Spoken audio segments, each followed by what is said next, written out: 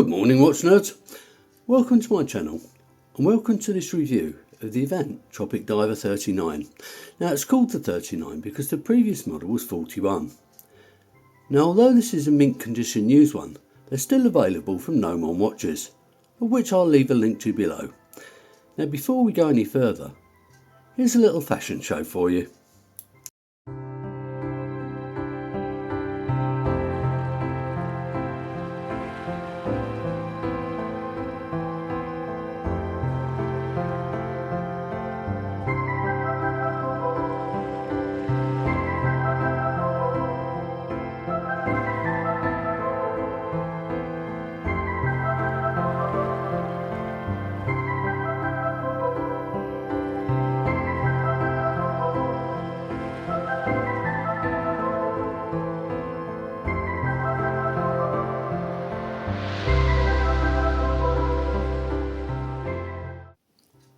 So who are Evant?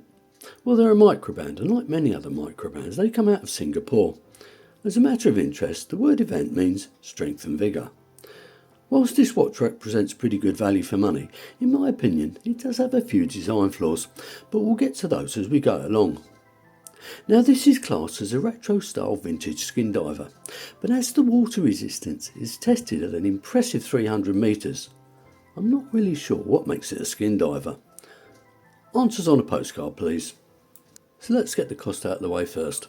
One of these purchased new from Nomon is going to set you back about £498, but don't forget to add the relevant taxes to that, meaning in the UK it'll be around about £600 or the $750 mark. Okay, that isn't cheap, but the spec on this is pretty high, especially the movement, which I'll get to shortly.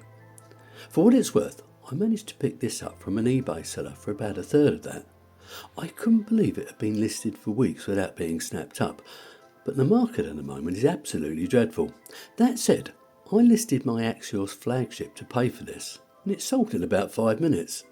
It arrived in an outer box and a rather impressive leather watch roll with 3 compartments. When I say impressive, this is really the best quality watch roll I've ever actually handled. I've said it before, I know you don't wear the packaging, but it's all part of the experience. Inside was a branded cleaning cloth and a 2-year warranty, and some instructions for people with learning difficulties. And this is my watch of the day. It's the Marne Greenwich GMT.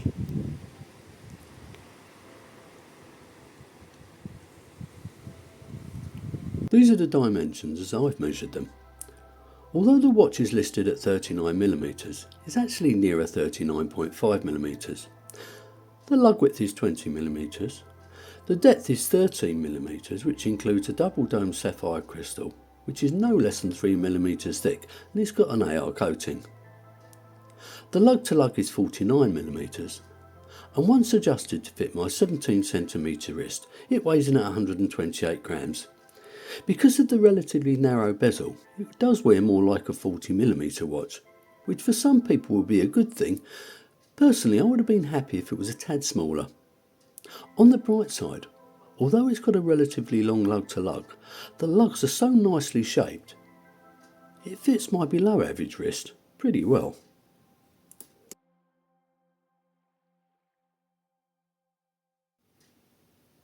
What makes this watch represent such good value for money is the Swiss-made Sellita SW200-1 movement. And after doing a little bit of googling, apparently it's the elaborate grade, which means it should be more accurate than the base movement on arrival. This one is presently running at +8 seconds a day, which is perfectly acceptable. But let's see what it looks like on a time grapher. And there we go, this all looks very good. An excellent beat rate, a fantastic amplitude, and more than an acceptable rate. These are reliable workhorse movements, often used in Swiss watches costing thousands of pounds.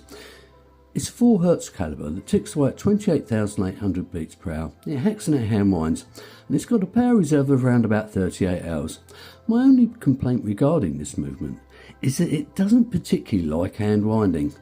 So my tip is, just give it half a dozen slow winds and then shake it or so for a minute. The signed chunky 6.5mm crown screws down and aids the watch's aforementioned water resistance. It's beautifully annealed, and to suit the watch's vintage vibe, It isn't guarded. It operates the movement without issue, and the engagement when screwing down is positive, but it's not buttery smooth. Let's have a look at this beads of rice bracelet and clasp then. Now it tapers down from 20mm to 18mm, then back up to 19mm for the clasp. It's quite fine and it's very comfortable, but because of the depth, Evant decided to use push pins for adjustment rather than screws, which is a bit of a shame, and it may put some people off. Don't forget though, you can buy Swiss and Japanese branded watches that cost an awful lot more than this, and they'll still have push pins. Initially I was going to have a real moan about this clasp, but I've changed my mind. Okay, it doesn't have on the fly adjustment. It doesn't even have pushers for release. And whilst the mechanism is milled, the main body is pressed.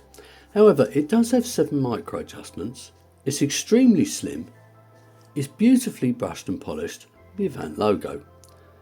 And the friction closing, well, it works very well. Ultimately it suits the aesthetics of the watch, and it looks very good. Now this has the black fume dial which Evant have named Remastered, as each colour in the range has got a name of its own.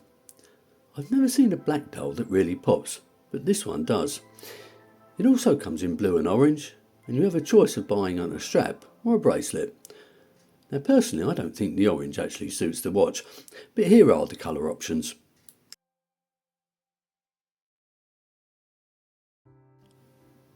Now what drew me to this watch is what may turn other people off, and it's the oversized indices. The 12 o'clock index is a diamond shape. The 6 and 9 are batons, but the remainder are chrome surrounded circles, and they're filled with superluminova old radium. Now old radium isn't the brightest option, but it suits the watch, and because there is so much of it, it lasts pretty much all night. The almost Mercedes hands are also loaded with lume. So here's what it looks like after dark.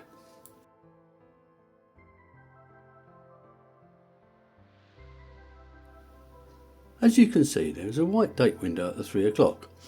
Evant is printed under the 12 o'clock index, and what I presume is the company logo over the 6. And by the way, I really like that logo.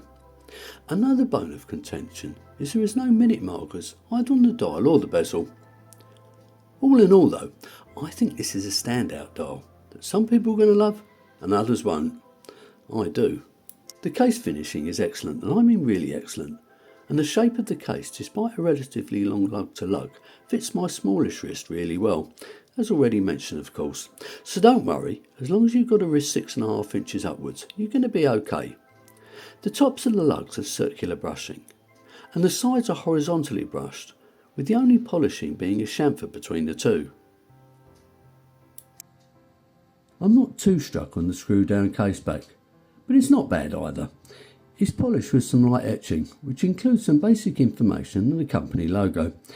Now because the case back is polished, I'm not sure how long it's going to look good for. The loomed and domed bezel is made of Bakelite ceramic, which suits the watch perfectly. Now there's no back play or bounce. It lines up perfectly, and whilst I like firm resistance on a bezel, this is perhaps a little bit too firm. But anyway, have a listen.